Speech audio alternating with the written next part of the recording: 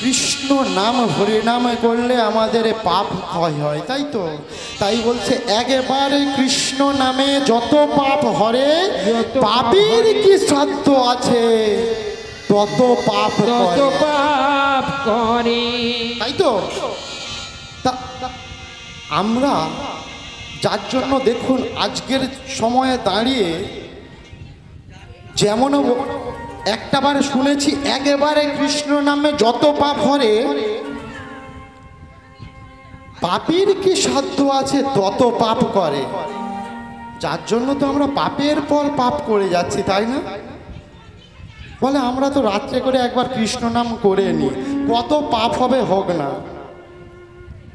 আজকের দেখুন স্বর্গে যাওয়ার জন্য আমরা কিন্তু যত কিছু করতে হয় সব কিছু করছি, করি তো? বলে স্বর্গে যাওয়ার জন্য যাগ করো, যজ্ঞ করো, পূজা করো, অর্চনা করো, করি তো আমরা নাকি? যদি শেষের দিনে কোথায় যেতে পাই? স্বর্গে যেতে পাই। ওমা, স্বর্গে যেতে গেলে একেবারে ভেবে দেখুন তো এই জিনিসগুলো করার দরকার আছে না অন্তরটা আগে ভালো করে পবিত্র করার দরকার আছে? কোনটা আসল? এদিকে গলায় মালা নিলাম, পিছনে শিখা রাখলাম, তিলক সেবা নিলাম, আর জমির ভেড়িতে গিয়ে এক কোদাল করে বেশি কপিয়ে সরিয়ে নিয়ে এলাম, যাতে কিনা পরের বছর একটা করে ধান গাছ বেশি বসে, তাই না? আগে মানুষ হতে হবে।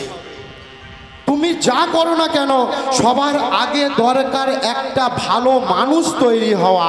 আর এই ভালো মানুষ কিভাবে হবে? সেই ভালো মানুষ হতে গেলে ও মা, ও মা, সেই ভালো মানুষ হতে গেলে আগে দরকার মাটি ভালো করে পবিত্র হওয়া। মাটিটা আগে ভালো হতে হবে।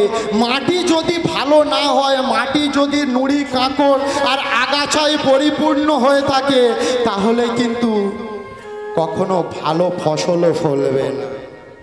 আর এই ভালো মাটি কি করে হবে? বলে মাটি ভালো করতে গেলে ভালো করে লাঙল দিতে হবে, ভালো করে কর্ষণ করতে হবে, ভালো করে চষতে হবে। ভালো করে চষে কর্ষণ করে, যেটাকে আমরা বলি হাল দেওয়া, ভালো করে হাল দিয়ে আগাছাগুলোকে দূর করলে তারপর তো মাটি পবিত্র হবে, তাই তো? মাটি ভালো হবে। এই আগাছা সরাবে কি করে? হ্যাঁ, আজকের সমাজে আমরা দোষ দিচ্ছি, আজকের সমাজে আমরা আঙুল দেখিয়ে বলছি ওই বাড়ির ছেলেটা খারাপ, ওই বাড়ির ছেলেটা রসাতলে গেছে। একবার ভালো করে ভেবে দেখুন, একটা আঙুল যখন পরের দিকে দেখিয়ে দিই, এই একটা আঙুলের বিনিময়ে বাকি থাকে চারটে আঙুল, আর সেই চারটে আঙুল দেখায় নিজেদের দিকে। অর্থাৎ পরের ছেলেকে দোষ দেওয়ার আগে আমাদের নিজেদেরকে ভালো করে ধুতে হবে, নিজেদেরকে আগে ভালো করে গঠন করতে হবে। আমরা পরের দোষটা দেখতে পাই, চোখ দুটো দূরে যায়, নিজের দিকে আমাদের দোষ চোখে পড়ে না। কিন্তু সব থেকে আগে নিজেকে ভালো করে সমাজে প্রকৃত মানুষ তৈরি করতে হবে। এই মানুষ কোন মানুষ গো মা? শুধু অর্থ প্রতিপত্তি বিষয় সম্পত্তি অর্জন করলে সেই মানুষ?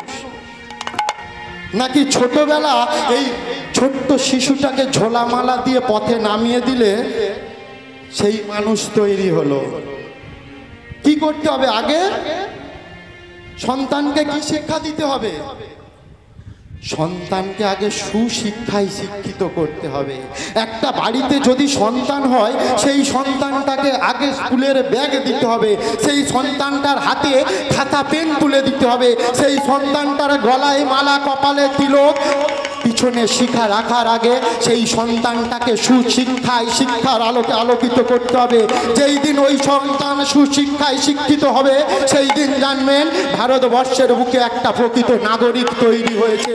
আজকের যেই নাগরিকের বড় অভাবের জন্য করোনা কালে প্রচুর মানুষ আমাদের মারা গেছে, যেই নাগরিকের অভাবের জন্য আজকের আমাদের ভারতবর্ষের বুকে বিজ্ঞানী, ডাক্তার, নার্স এদের বড় অভাব পড়েছে।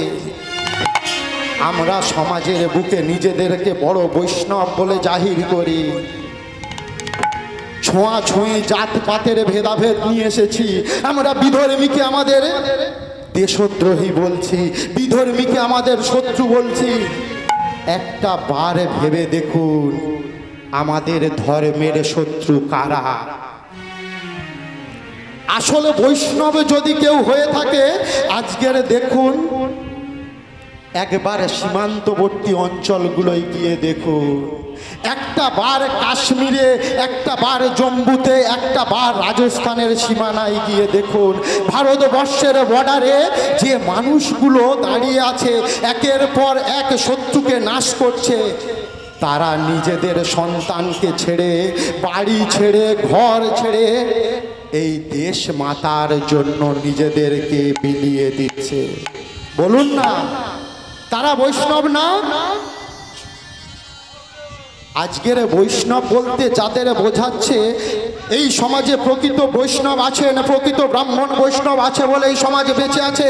কিন্তু এই বৈষ্ণব বেশ ধরে বেশ কিছু ভণ্ড চিটিংবাজ সমাজটাকে এমনভাবে রসাতলে নিয়ে যাচ্ছে, এই ভেদাভেদ সৃষ্টি করে আমাদের মধ্যে বিভাজনের সৃষ্টি করে দিয়েছে। বাড়িতে দেখুন হাঁড়ির সংখ্যা কিভাবে বেড়ে গেছে। বলে তুই আমিষ খাস, তোর ছোঁয়া আমি খাবো না। একটা ছোট্ট শিশুকে দীক্ষা দিয়েছে, দিয়ে বলছে ওরে তুই নিরামিষ সেবা নে, নিরামিষ খাওয়া শুরু কর, আমিষ খাসনি। আর ওই তোর যে বাবা মা যাদের আমিষ হাঁড়ি, তাদের থেকে তুই ছিন্ন হয়ে যা। দেখুন একটা পিতা মাতার থেকে একটা সন্তানকে কিভাবে দূরে সরিয়ে নিচ্ছে। আজকের আমাদের ধর্মের শত্রু কারা দেখুন।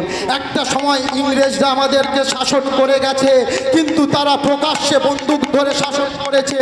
আর আজকের সমাজে যারা শাসন করছে কিভাবে নিরস্ত্র হয়ে বুদ্ধি বলে মানুষে মানুষে ভেদাভেদ সৃষ্টি